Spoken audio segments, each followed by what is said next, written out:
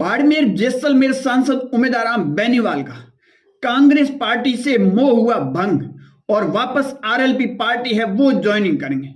अमूमन अक्सर आपने सुना होगा कि राजनीति के अंदर कभी दोस्त नहीं होता है तो कभी दुश्मन भी नहीं होता है।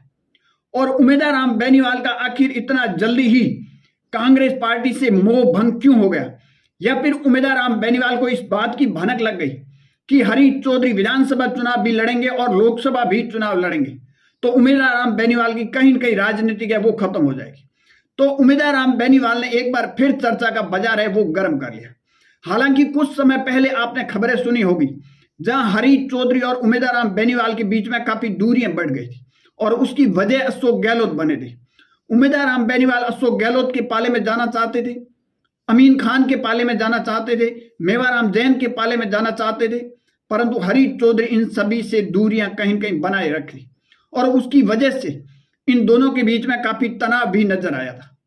परंतु अब एक बार फिर उमेदराम बेनीवाल के एक बयान के बाद में चर्चा का बाजार इसलिए गर्म है कि क्या उमेदराम बेनीवाल का कांग्रेस पार्टी से इतना जल्दी आखिर मोह क्यों भंग हो गया और आरएलपी पार्टी वापस ज्वाइनिंग करेगी।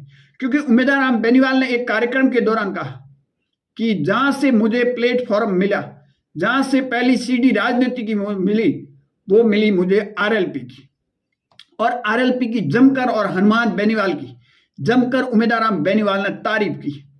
तारीफ के कई कसीदे पुल है वो बांधे गए उमेदराम बेनीवाल की तरफ। ये भी खबरें चल रही हैं कि आने वाले 28 और 29 के चुनाव में हरीश चौधरी पहला अपना भाग्य विधानसभा चुनाव में आजमाएंगे और वहां से अगर जीत नहीं मिलती है तो वो लोकसभा के अंदर भी उतर सकते हैं। तो अगर हरीश चौधरी विधानसभा भी चुनाव लड़ेंगे, लोकसभा भी चुनाव लड़ेंगे, तो फिर आखिर उमेदराम बेनीवाल का क्या होगा। और उमेदराम बेनीवाल को इस बात की कहीं न कहीं भनक लगी और अंदाजा भी उमेदराम बेनीवाल को लग गया कि अगर हरीश चौधरी लोकसभा चुनाव लड़ेंगे, विधानसभा भी चुनाव लड़ेंगे, तो फिर उमेदराम बेनीवाल की राजनीति के वो चौपट हो जाएगी। और इस बात का जैसे अंदाजा हुआ तो उमेदराम बेनीवाल ने तारीफों के पुल है वो बांधने चालू कर दी और उमेदराम बेनीवाल ने हनुमान बेनीवाल और आरएलपी पार्टी की तारीफें चालू कर दी। क्योंकि आपको पता है कि हरीश चौधरी और अशोक गहलोत के बीच में काफी दूरियां हैं और वो आपको पता है कि अशोक गहलोत जब मुख्यमंत्री थे, सचिन पायलट जब मालेश्वर गए थे, उस वक्त से काफी दोनों के बीच में दूरियां हैं। और उसके बाद में कमलेश प्रजापति एनकाउंटर का सीबीआई को मामला देना और ये तमाम जो घटनाक्रम हुआ, उसके बाद में हरीश चौधरी को मंत्री पद से इस्तीफा देना पड़ा। और इन दोनों की ये दूरी कहीं के अशोक गहलोत की थी। परंतु जिस तरह अशोक गहलोत के बाड़मेर के नेता, चाहे पूर्व विधायक अमीन खान हो या फिर मेवाराम जैन, ये अशोक गहलोत के करीबी माने जाते हैं। अशोक गहलोत की वजह से इनकी कांग्रेस पार्टी में वापसी हुई थी और उससे हरीश चौधरी है वो खुश नजर नहीं आ रहे थे, परंतु उमेदराम बेनीवाल कहीं कहीं उनके सपोर्ट में नजर आ रहे थे। और उमेदराम बेनीवाल ने अमीन खान को लेकर एक बयान भी दिया था और वो भी चर्चा में रहा था बयान।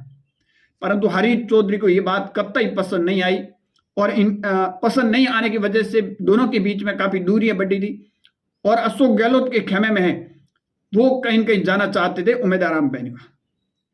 परंतु उमेदराम बेनीवाल ने अब एक कार्यक्रम के दौरान आरएलपी के सुप्रीमो हनुमान बेनीवाल और आरएलपी पार्टी की जमकर तारीफ की है और कहा है कि आरएलपी पार्टी की वजह से और हनुमान बेनीवाल की वजह से आज मैं यहां हूं, वरना मैं यहां नहीं होता। तो क्या अब एक बार फिर आने वाले चुनावों के अंदर क्या उमेदराम बेनीवाल अपना पाला बदल सकते हैं? ऐसे कयास लगाए जा रहे हैं, खबरें चल रही है। हालांकि बदलेंगे नहीं बदलेंगे ये तो 28 के या फिर 29 के चुनावों के अंदर पता चलेगा। परंतु उमेदराम बेनीवाल के एक बयान से चर्चा का बाजार कहीं कहीं गर्म है। आपकी क्या राय है? कमेंट सेक्शन जरूर देना। ज्यादा जानकारी के लिए हमारे यूट्यूब चैनल और फेसबुक पेज को जरूर फॉलो कीजिए।